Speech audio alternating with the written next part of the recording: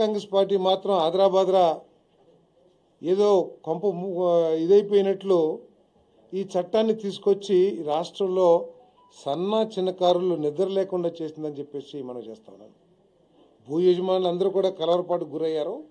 కానీ సన్న చిన్నకారు రైతులు ఎవరైతే ఉంటారో వాళ్ళు కంటి మీద కునుకు లేకుండా బాధలు పడ్డారని చెప్పేసి కూడా మీ దృష్టికి తీసుకొస్తా ఉన్నాను.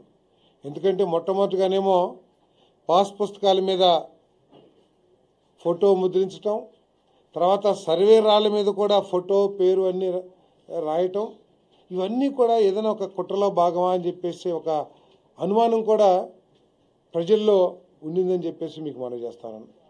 ఇదంతా కూడా స్వార్థంతో, అంటే లిటిగేషన్స్ పెంచేసి దీని ద్వారా ఏమైనా లబ్ధి చెందాలనే ఆలోచన ఉందేమో అని కూడా ప్రజలు ఆలోచిస్తున్నారు.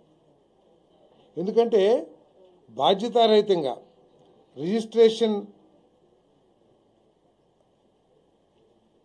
టైటిల్ రిజిస్ట్రేషన్ ఆఫీసర్ అని చెప్పేసి చెప్పారు ఈ చట్టంలో.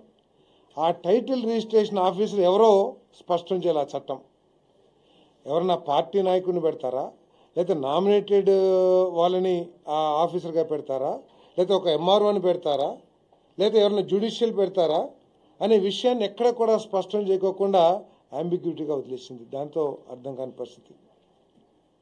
ఏదైనా లిటిగేషన్స్ వస్తే అపిలెంట్ అథారిటీ ఎవరో కూడా స్పష్టం చేయకుండా చట్టం తయారు చేసిందంటే ఎంత బాధ్యతారహితం కూడా